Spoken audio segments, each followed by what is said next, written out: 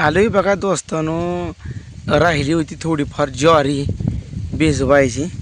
ते आलोय बघा. काय झाले मग त्या लाईट गेली. आता आले व्हायची लाईट. आता पाणी यायला उशीर लागतोय तुम्हाला सांगतो. हो बाई, ही आपली ही एवढा एक झोपा राहिला. होय, ज्वारीचं एक झोपा राहिला, बाकीची इकडली ज्वारी भिजली.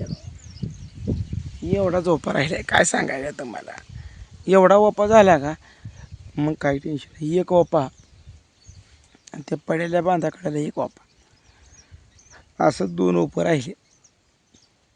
दोन ओपं झाल्या का मग ही ज्वारी आपली पूर्णपणे भिजायची होती. पुन्हा काही टेन्शन नाही. एवढी ज्वारी पूर्ण भिजायची झाली की तुम्हाला सांगतो मग काय टेन्शन नाही. याला काय केलं, तण मरायसाठी थोडी ती युरिया केला आणि त्यात 250 रुपयाचा एक पुडा आणला आणि एका टिक्यामध्ये ती चोळला आणि ओप्याचीच काढला आहे बघा. म्हणजे ती पावडर लावली की तुम्हाला सांगतो ही सगळं तण मरतं आहे. कसलंच तण नाही, फक्त लवाळा आणि हाराळी तेवढी मळत नाही, न बाकी सगळं मिळते मरते.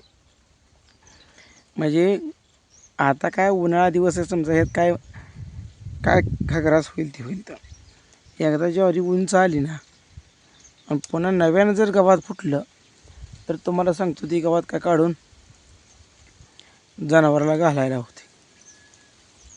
पण भिजवून घेणं गरजेचं नाही. पहिलं पाणी असल्यामुळं लय दम होते आणि लय पाणी घेते राव. थोडंसुद्धा पाणी घेत नाही राव. लय म्हणजे लय पाणी घेते, भयानक पाणी घेते राव. तुम्हाला सांगतो आता पाऊस बंद पडून किती दिवस झाला, जवळजवळ 1.5 महिना होऊन गेला आहे पाऊस बंद. आणि त्याच्यामुळं तुम्हाला सांगतो पहिले पाणी जर रान गेलं घेते पुन्हा दम होत नाही बघा. पुन्हा तुम्हाला सांगतो जर पाणी तेज म्हणलं तर दार मोडूस तर पाणी टेकतंय. पण पहिलं पाणी तुम्हाला सांगतो लयच द्यावं लागते.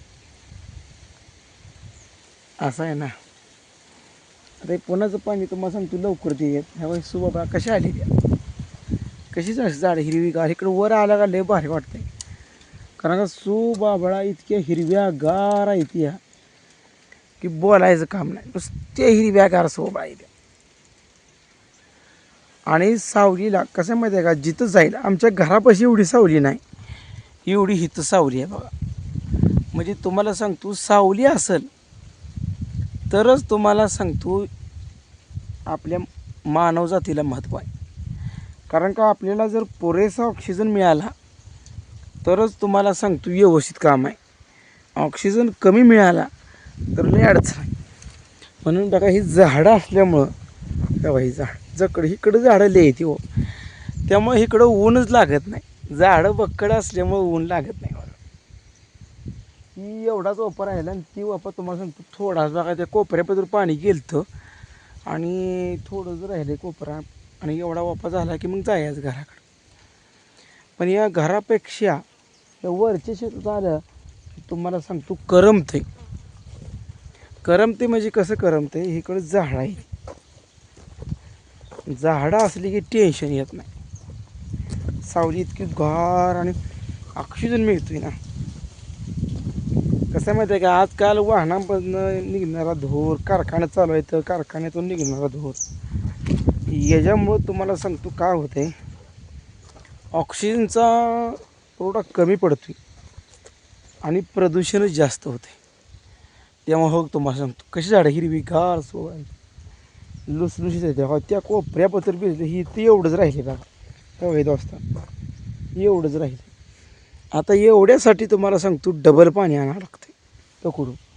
तो ती इकडून ह्या आडावा कोपरा बी हवाई भिजला त्यात नुसतं भरलं. फक्त एवढा वापर झाला की टेन्शन नाही. आणि सोबळा कशाही सोबळा शेरडी इकली हो. आणि जर शेरडी इकत नव्हतो तर मग तुम्हाला सांगतो ही सगळ्या सोबळाचं ठापं तोडून शेरडाला झाला असतं. काय करायचं, शेरडं इकल्यामुळं तुम्हाला सांगतो सुबाबळा वाढले त्यांनी फार. एवढा वापर झाला म्हणजे टेन्शन नाही.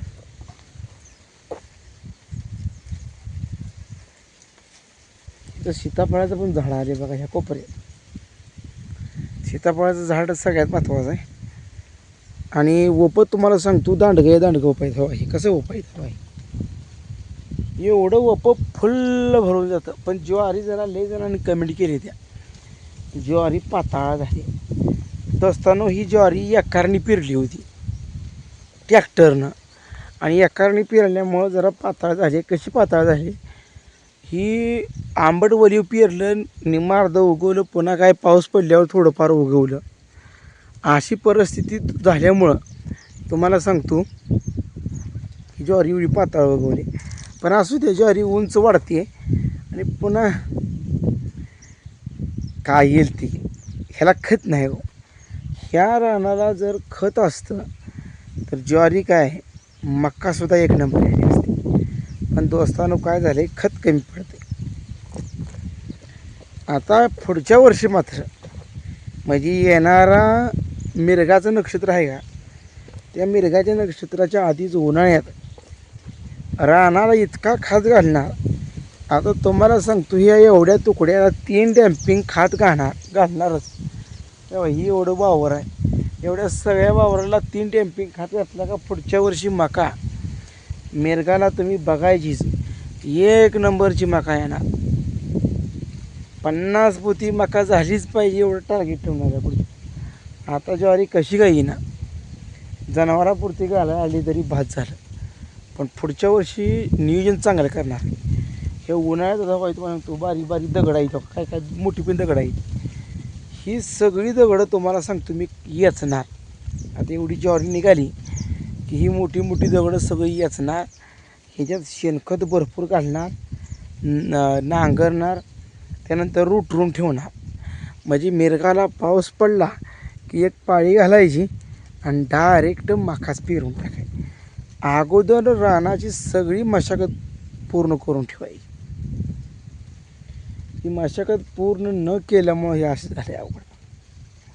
म्हणून मशागत करायची. रान दगडाच का असं ना पण दगडं बिचली पाहिजे त्याने. यात काय झाले माहिती आहे का खात नसल्यामुळे मी आपण दुर्लक्ष केलं. ही दगडं बी घेतली नाही ती आणि ह्याला खत बी घातलं नाही. उगा आपलं पेरावं म्हणून पेरलं तुम्हाला सांगतो. त्याच्यामुळे हे असा कुटाणा व्हायला लागला. आता मात्र कुटाणा होऊ देत.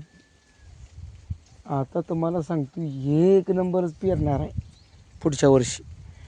तोपर्यंत राहणारा सगळं आणि ह्या झाडाच्या सावलीमुळे तुम्हाला सांगतो ही एक वाफा गेला आहे. जाऊ द्या वाफा गेला तर पण इथं आल्यानंतर झाडाखाली बसायचं म्हटलं की झाडाचं महत्त्व कळतं. आता आमच्याकडे एवढं गार वार नाही. पिपरणी तेवढी सावली आहे नाहीतर एवढी गार हवा नाही. पण इथं मात्र एकदम गार हवा. सगळीकडून झाडं हिरवीगार असली ना आयला एकदम भारी करमते. बरोबर आहे का ना दोस्तांनो. एकदम भारी करमते. फक्त हिरवंगार सगळं वातावरण पाहिजे. आणि हिरवंगार वातावरण असल्याशिवाय आपल्याला त्या सावलीचंही महत्त्व कळत नाही. खऱ्या ऑक्सिजनचंही महत्त्व कळत नाही. अहो ही ऑक्सिजन म्हणजे पुनर्जन्म आहे.